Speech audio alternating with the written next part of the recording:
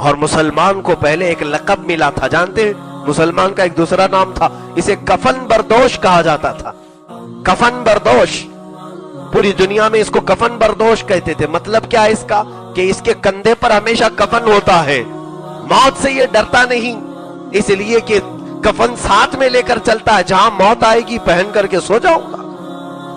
عزیزان گرامی، یہ ایمان والوں کے لیے موت کوئی خوف نہیں ہے، ڈر نہیں ہے۔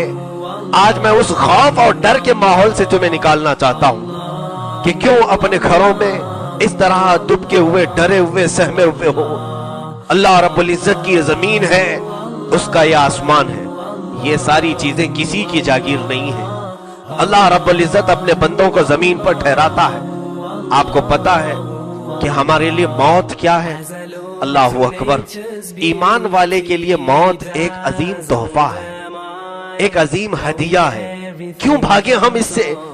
کیا آپ جب سے ہوش آیا سجدے کرتے ہیں کہ نہیں مولا کے؟ اللہ اکبر کی آواز پر چپ ہو جاتے ہیں کہ نہیں؟ آپ رب تبارک و تعالیٰ کا کلام سنتے ہی اپنے دلوں کو تمیز میں لاتے ہیں کہ نہیں؟ رب ذوالجلال کی طرف آپ بڑھے چلے آتے۔ جمعہ کا وقت آیا کہ پوری مسجدیں بھر گئی۔ مجھے یہ بتاؤ میرے عزیزوں، کس خدا کی عبادت کرنے کے لیے آتے ہو تم؟ کبھی مسجد میں دیکھا اس خدا کو؟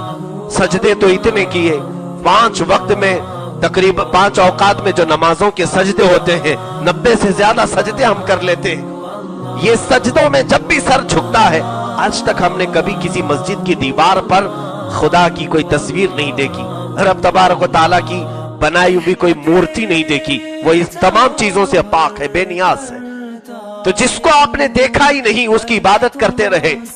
کیا اگر آپ کو یہ کہہ دیا جائے، اے بندے 30 سال 25 سال 40 سال جسے تو بن دیکھے عبادت کر رہا تھا، کیا تو اسے دیکھنا چاہتا ہے؟ کیا تو اس سے ملنا چاہتا ہے؟ کیا تو اس کے قریب ہونا چاہتا ہے؟ تو یہ ایک سچا مومن جو اللہ کے لیے ہی عبادت کرتا تھا، وہ کہے گا کیوں نہیں، میں میرے مولا سے ملنا چاہتا ہوں۔ تو پھر سنو، الموت جسر یوصل الحبیب الی الحبیب، موت ایک برج ہے، پل ہے، ایک حبیب کو دوسرے حبیب سے ملا دیتی ہے۔ ادھر تمہاری آنکھیں بند ہوئی کہ ادھر مولا کا تجھے دیدار بھی ہوا۔ اگر ایمان پر تمہاری رخصتی ہوئی تو تمہارے استقبال کے لیے مولا تعالیٰ جو فرشتوں کو لگا رکھا ہوگا تم اس کا اندازہ بھی نہیں کر سکتے۔ میرے عزیزو، یہ باتیں اس لیے کر رہا ہوں، ہمارے لیے موت اندھیرے کا نام نہیں، ہمارے لیے موت ظلمتوں کا نام نہیں۔ کسی سائنٹسٹ سے پوچھا گیا موت کیا ہے اور اس کے بعد کیا ہوگا، تو اس نے کہا اندھیرا، اس پر اندھیرا، اس پر اندھیرا، اس پر اندھیرا۔ اگر 100 اندھیرے جمع کر لیے جائیں تو جو چیز ہوگی اسی کو موت کہتے ہیں۔ تو ایک مومن صالح عالم ربانی سے پوچھا گیا موت کیا ہے اور اس کے بعد کیا چیز ہے؟ انہوں نے کہا اجالا، اس پر اجالا، اس پر اجالا۔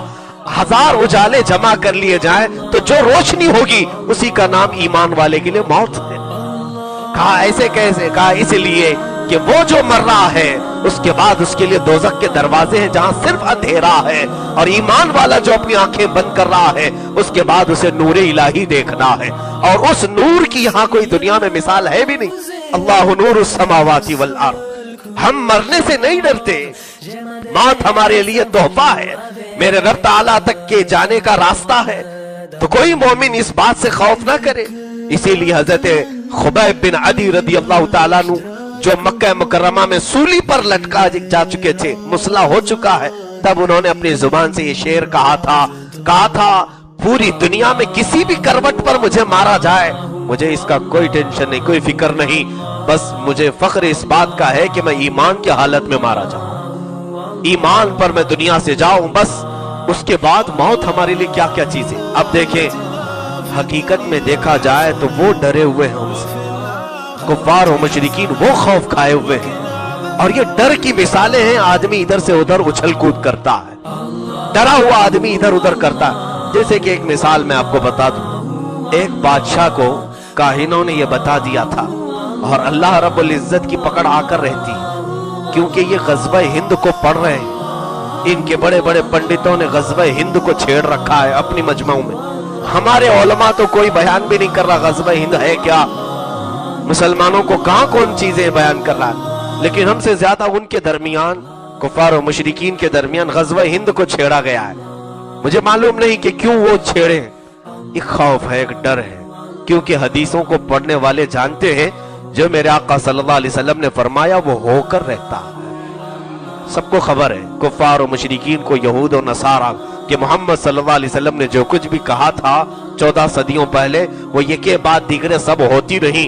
یہ بھی انہوں نے کہا ہے کہیں یہ بھی ہو نہ جائے, کیونکہ حضور اکرم صلی اللہ علیہ وسلم نے فرمایا اسلام کا غلبہ ہوگا پوری کائنات میں, اسلام کا غلبہ ہوگا پوری کائنات میں.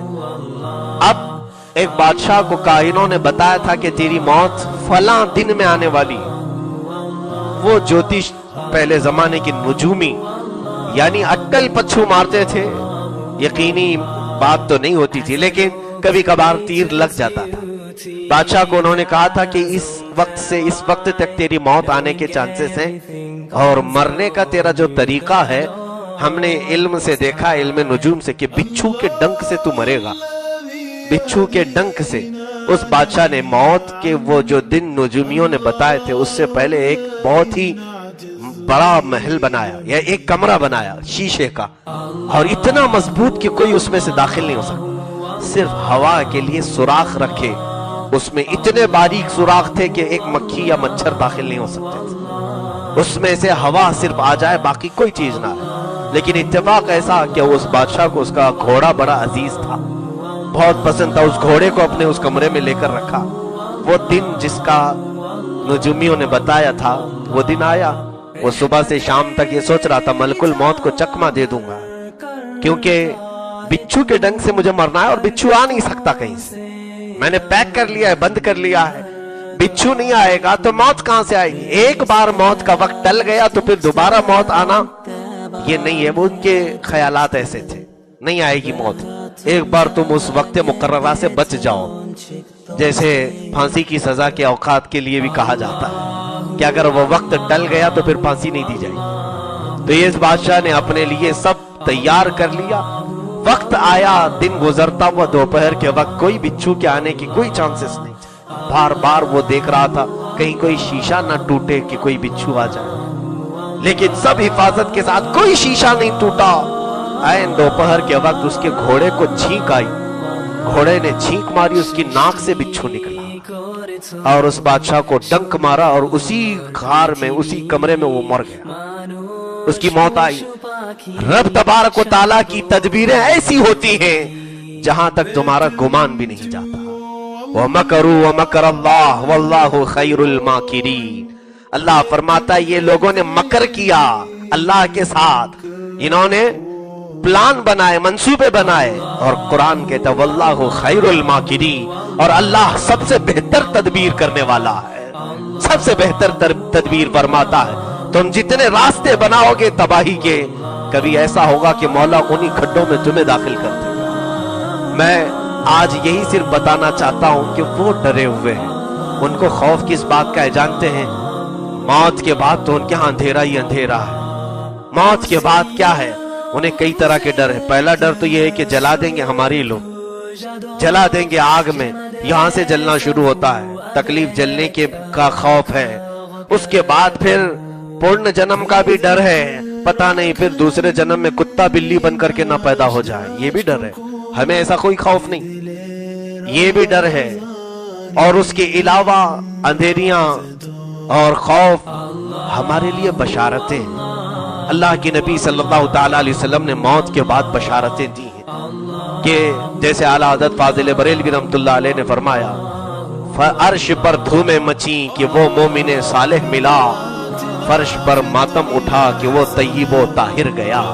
جب ایک صالح بندہ دنیا سے جاتا ہے, حدیث پاک میں ہے جس زمین پر وہ نماز پڑھتا تھا وہ زمین کا ٹکڑا بھی اس کی جدائی میں روتا ہے. اور قبرستان جاتا ہے تو اگر وہ صالح ہے تو قبروں کے مردے اس کے استقبال کے لیے کھڑے ہوتے ہیں, عرض کرتے مولا اسے ہمارا پڑوسی بنا دے, اس کی قبر ہمارے اطراف میں رکھ تاکہ اس پر جو رحمتیں اتریں گی وہ ہم پہ بھی آ جائیں. اور اس کے بعد قبر کی پہلی رات اس کی ایسی ہوتی ہے کہ جہاں تختیاں بند کر کے اس کے رشتہ دار چلے گئے, نکیرین سوال کرنے کے لیے بعد میں آئیں گے, پہلے رسول کریم صلی اللہ علیہ وسلم تشریف لاتے ہیں, اور پھر اس نکیرین کے آنے کے وقت میرے آقا فرماتے ہیں کہ ذرا اسے آہستہ سے جگاؤ کہ اس نے دنیا میں میرے لیے بڑی تکلیفیں اٹھائی ہیں. یہ فقہائے کرام بہت سارے بزرگوں نے فرمایا یہاں ہمارے لیے آرام ہی آرام ہے.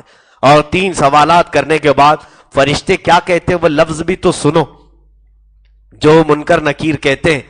3 سوالات کرنے کے بعد جب وہ جواب دیتا ہے تیرا رب کون ہے, تیرا دین کیا ہے, اور اس نبی کے بارے میں کیا کہتا تھا, جب وہ جواب دیتا ہے تو منکر نکیر بڑے ادب سے اسے کہتے نم کا نومت العروس, ایسے سو جا جیسے دولہا سوتا ہے, دولہا سوتا ہے. تمہارے لیے تو عیش ہے, آرام ہے. دولہے کی نیند خبر میں دی گئی اور اس کے بعد اچانک اسرافیل علیہ السلام کو سور پھونکنے کا حکم ہوتا ہے کہ قیامت قائم ہو گئی. کتنے سال ہم قبر میں سوئے پتہ نہیں, 100 سال 200 سال 1000 سال, قیامت آ گئی. تو یہ مومن صالح اپنی قبر سے مٹی جھاڑتے ہوئے کہتا ہے اے مولا